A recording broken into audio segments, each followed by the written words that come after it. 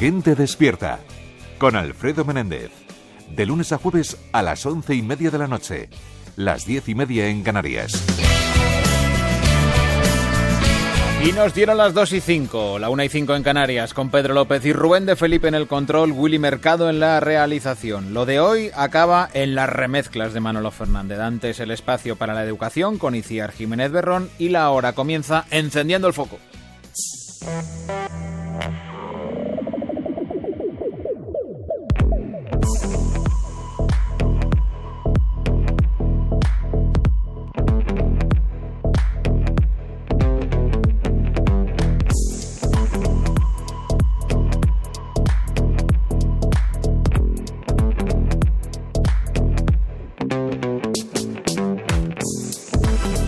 El acoso a través de las redes sociales está adelantando su edad de inicio hasta los 10 años. La pandemia ha cambiado nuestros hábitos en todos los sentidos y en este también. En un primer momento fue la desconexión y el alivio para los niños que sufrían acoso en el colegio. Pero el problema es que las pantallas ahora están mucho más presentes. Los escolares están usando más las redes sociales y el bullying se está convirtiendo en ciberbullying. Un tono de lo más inocente o el aviso del pánico si sufres acoso que puede haber empezado de la manera más fortuita. Un comentario, una foto compartida en redes que empieza a reenviarse una y otra vez hasta que se viraliza y se convierte en forma de intimidación y humillación a gran escala. Este es el peor de los escenarios, pero tampoco está tan alejado de aquellos que lo sufren, ¿eh? Esta noche buscaremos respuestas a este asunto con una experta. Ahora enseguida saludo. Sofía Álvarez Vieite, de psicóloga y subdirectora de Recurra Prevención de la Asociación para la Gestión de la Integración Social de Finso. Hola Sofía, ¿qué tal? Buenas noches. Buenas noches, Alfredo. Y muchas gracias por acompañarnos. Gracias a vosotros. Ese dato o esa edad pone la carne de gallina. Ya hay niños de 10 años víctimas de ciberacoso. Ya se les está atendiendo en consulta. ¿No es muy pronto? Es muy pronto, efectivamente. Fíjate, yo pondría el foco casi al otro lado. ¿Ya hay niños de 10 años que son capaces de acosar a sus compañeros? Y esa efectivamente. Parte es muy dura, ¿eh? Ya hay acosadores de 10 años. Porque claro, son gente de su entorno, de su clase, que tiene 2 meses más, 2 meses menos, pero son de esa edad. ¿Y qué análisis o a qué conclusión nos lleva eso?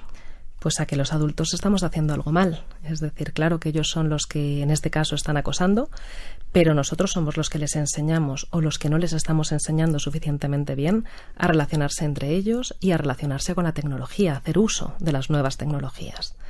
La educación digital es el paso previo a todo esto. Es decir, los niños, es verdad que de repente el mundo nos ha cambiado, que les hemos tenido que dar mucha más tecnología de la que muchas veces se permitía en las casas o en las familias. Pero hemos hecho antes una educación, hacemos una buena supervisión, les acompañamos en este camino.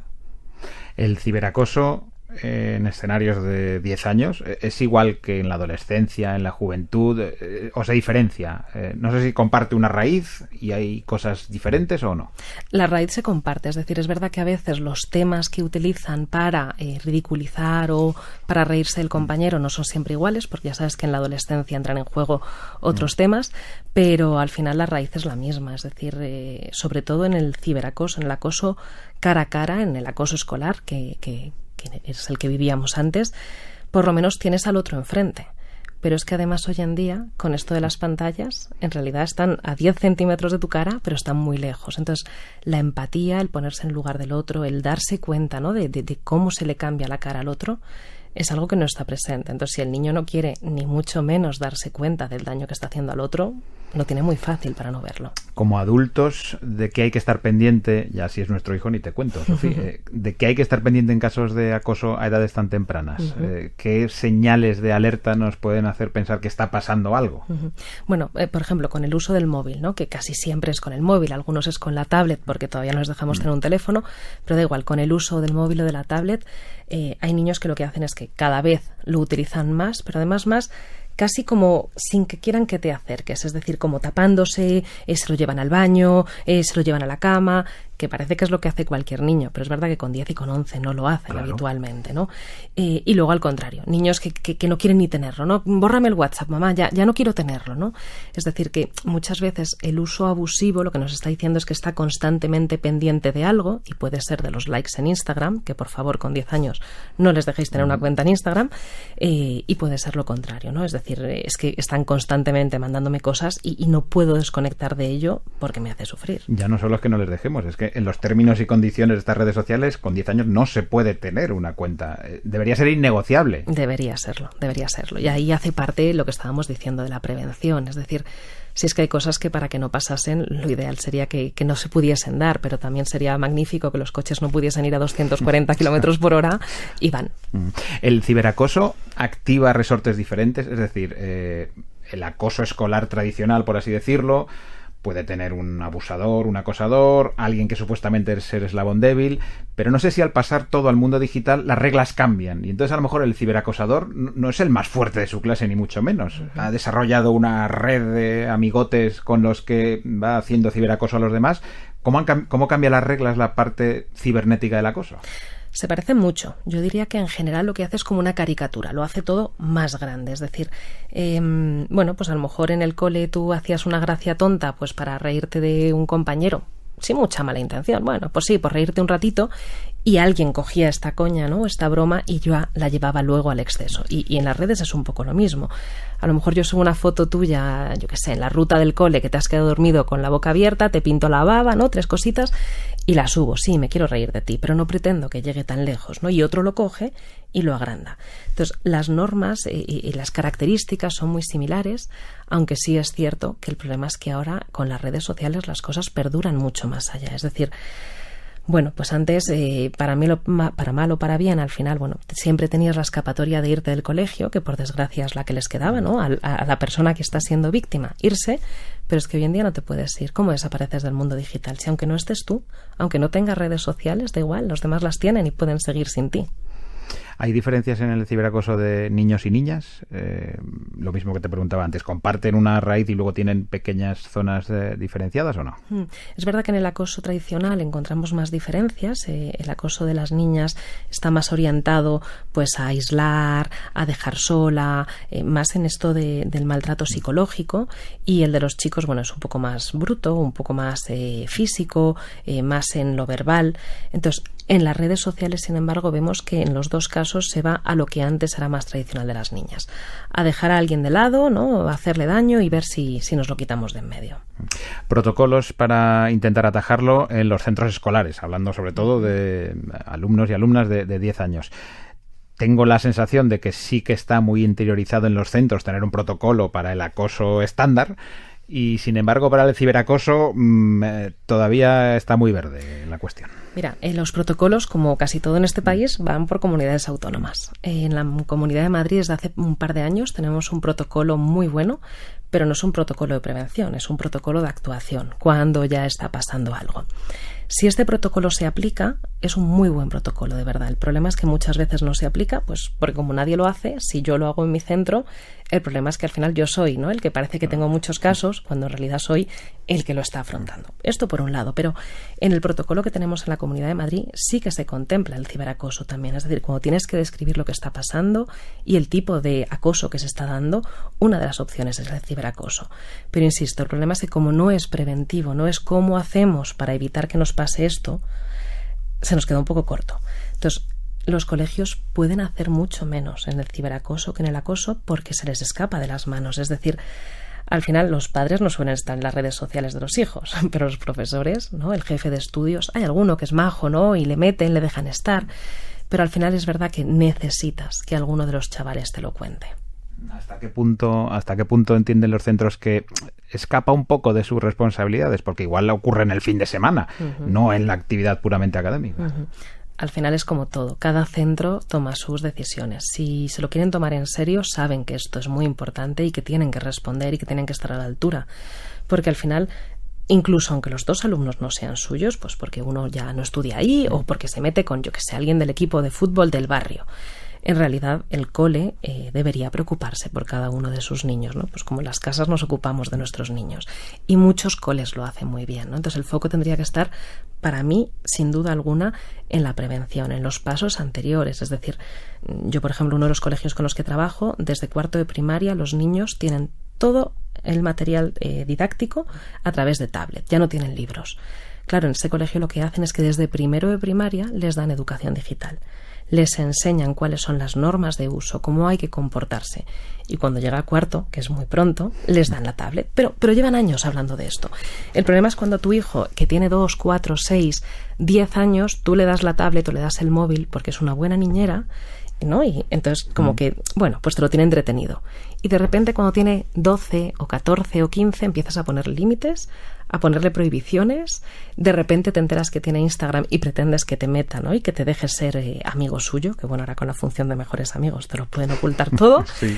Es decir, hay que irse al paso previo, hay que sentarse con los hijos, hay que saber qué es todo esto. Hoy todos sabemos que es TikTok, porque tenemos la crisis que tenemos y nos hemos enterado.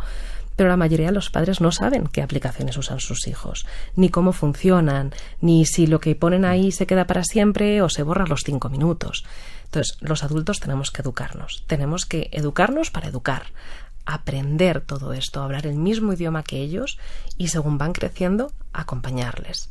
O sea, yo siempre digo lo mismo, ¿tú dejarías a tu hijo de, no sé, 6 años o de 8 o de 10 al borde de una carretera?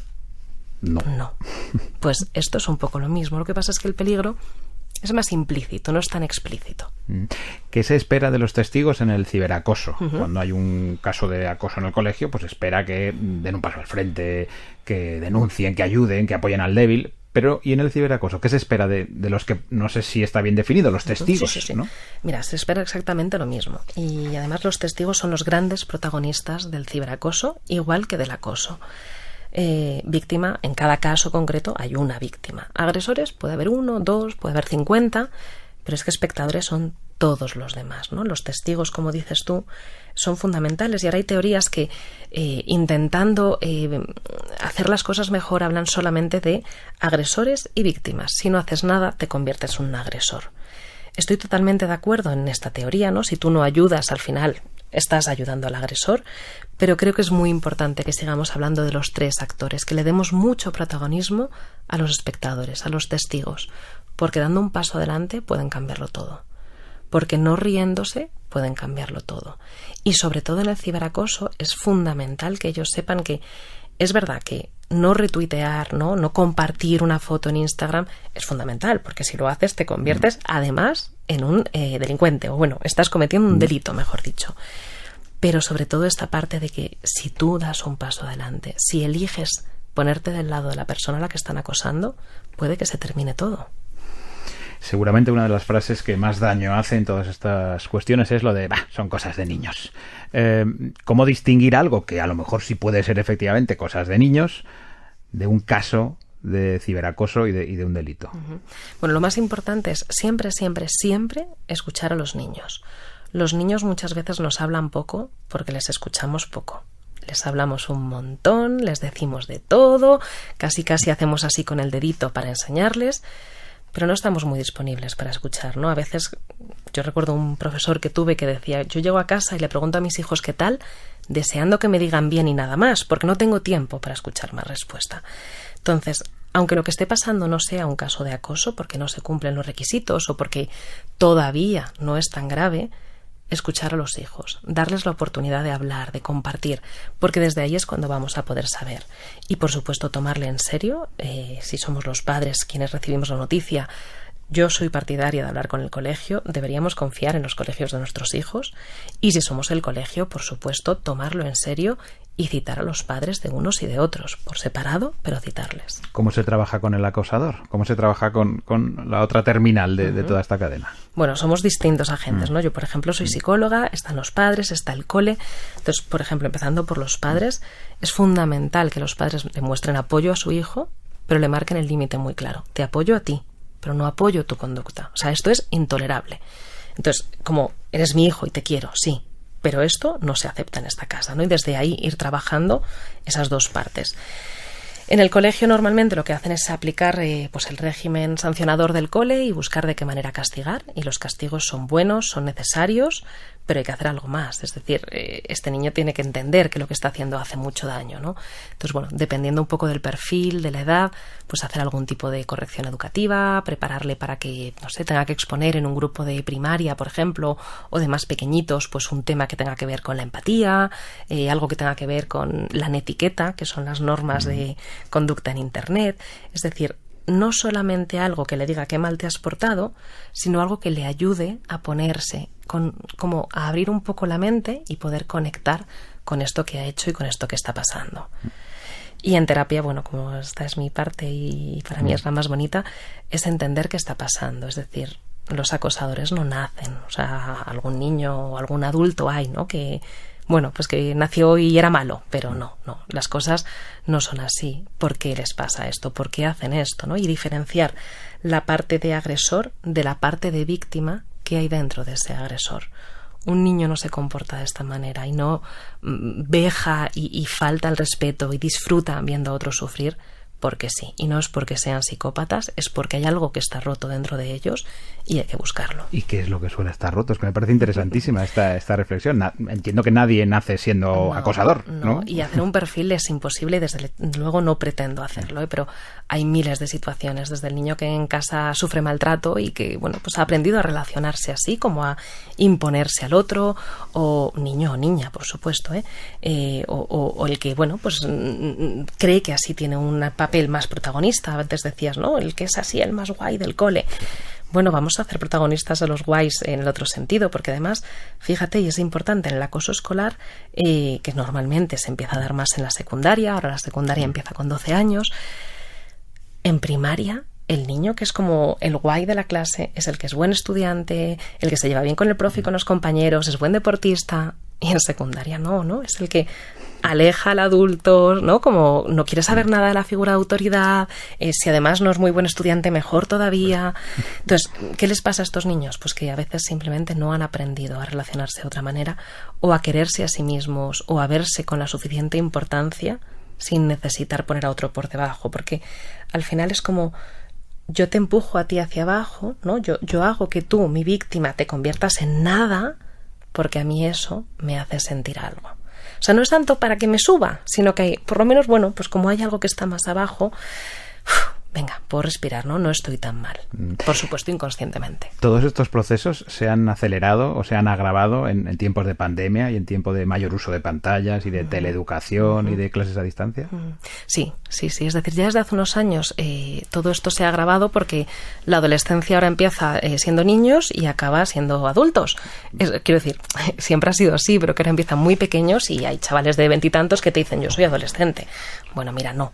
Entonces, eso por un lado. Y luego por otro, claro, es que ni ellos normalmente han hecho tanto uso de las redes sociales, de internet, ni nosotros los adultos hemos tenido tiempo para todo. Es decir, teletrabajar, estar pendiente de los niños, que hagan los deberes, cocinar, la casa. Es que ha sido una situación muy compleja para todos. Entonces, es verdad que, bueno, lo que hemos hecho bien o mal ya no lo podemos cambiar, pero los que todavía estén a tiempo es bueno aprender, ¿no? Si tu hijo tiene 14 o 15 años, preocúpate mucho de hacerlo bien. Pero si tu hijo tiene 4 o 6, preocúpate muchísimo más, porque está en tus manos. Tema delicado y sensible, sin duda, ¿eh? Sofía Álvarez Vieites, psicóloga, subdirectora de Recurra Prevención, de la Asociación para la Gestión de la Integración Social. Muchísimas gracias, Sofía. Muchas gracias a vosotros. Un saludo.